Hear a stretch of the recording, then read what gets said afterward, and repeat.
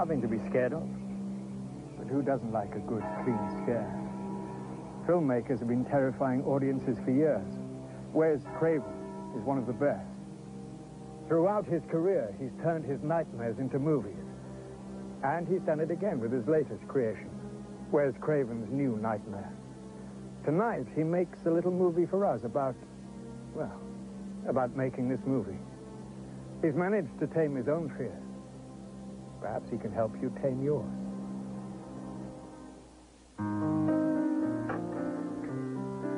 Good evening, my name is Wes Craven. You know, ever since I was a kid, I've had scary dreams, but as an adult, I've learned to use them. I write and direct scary movies. 10 years ago, I made one called A Nightmare on Elm Street. And in it, I distilled all of my worst fears into a single character. I called him Freddy Krueger. Who are you?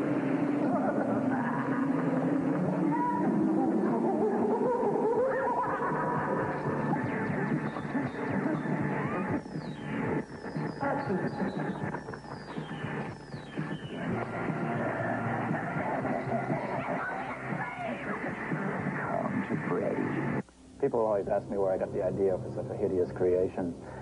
I say, read some history. Read today's newspaper. Remember junior high school? Wars, plagues, divorces, the humiliations of the schoolyard bully. All of these things scare and scar us for the rest of our lives. Individually, these end up in nightmares.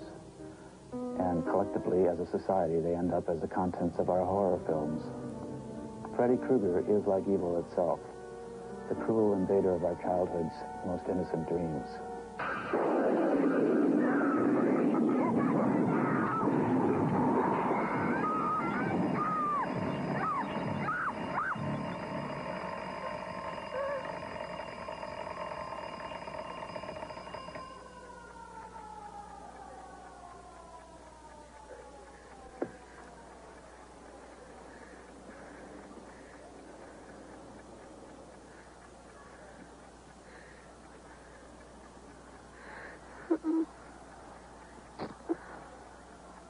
I'm crazy after all.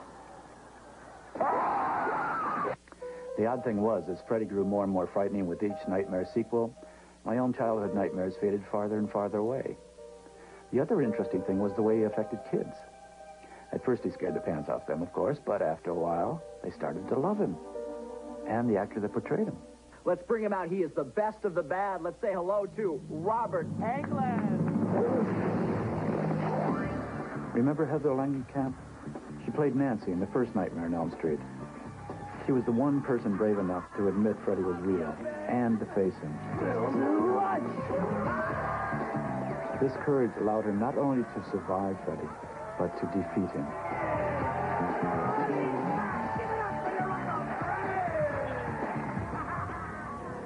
And that's why I think kids like horror films, and in a strange way, Freddy himself. I mean, they're just too honest to pretend that such evil doesn't exist in real life. And by facing Freddy in the films, they feel that not only can they survive, but they can triumph over all the Freddyisms of life itself. But for myself, late last year, the Freddy nightmares began again. I mean, it made no sense whatsoever. Freddy had been killed off in the last sequel. Good and gone. And yet, there he was back, and so were the nightmares. And they got worse, and they got worse. I was writing them down, and I began to realize that they were forming some sort of strange script. Then it occurred to me. I saw it in a dream. It was as if Freddy, by having the films ended, was able to cross over into our reality and take his vengeance on Heather. Well, that was a script. But what I could have never guessed in a million years is that while I was writing these things down as some sort of strange dream-induced scenario, similar things were happening in real life.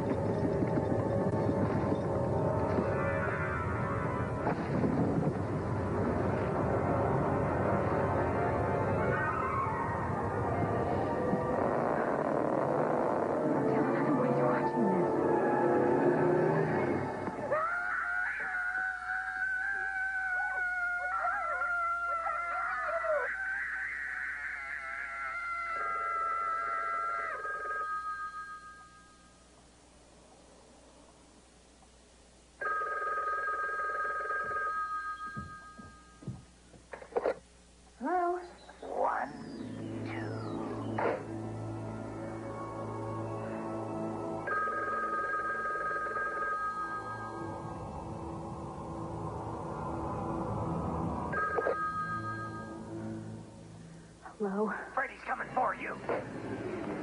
Flo?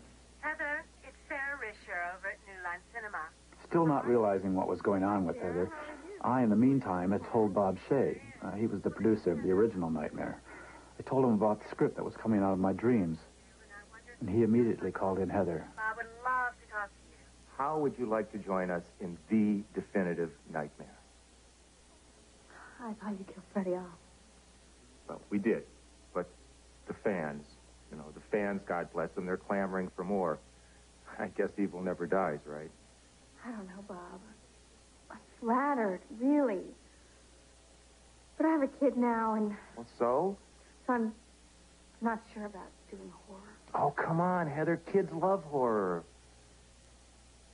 Thank you so much, Bob. I have other things happening. I learned later that though she protested, Heather was no more able to resist acting in this film that was suddenly developing than I was able to resist writing it. And then when the actual filming began, there began also a strange and nightmarish crossing over between my bad dreams and the process of filming itself. For instance, we filmed one scene I had dreamed where a terrible earthquake strikes Los Angeles. You guessed it, 5 days later, the earthquake struck for real. Then there were the things that other people experienced. Bob Shea, the head of New Line Cinema, the company that produced the Nightmare series. And it was confusion between reality and fantasy. And the inability, actually, the kind of paranoid sensibility that we all have that maybe we are living in a dream and maybe the reality that we think exists really doesn't exist at all. How long has Wes been working on this script? I don't know, a couple months. Why? And since you've been thinking of making it, has anything funny happened? What do you mean? Like weird phone calls.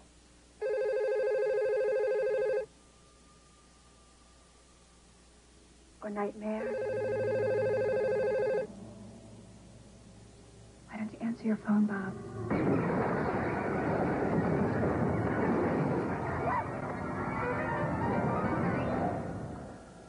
In fact, after a while, the making of the film was just as much of a nightmare as the script itself.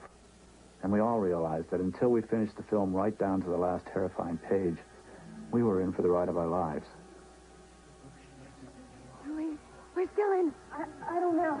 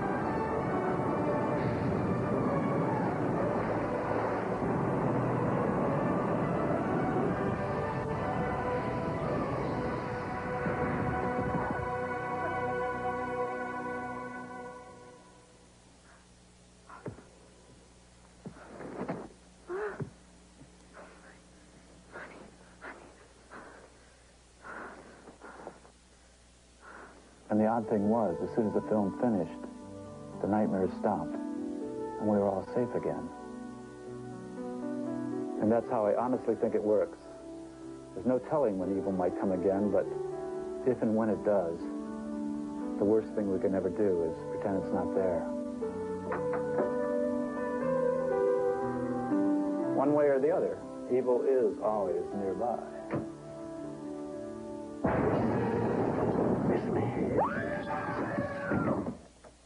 Oh, the whole trick is admitting that fear is there.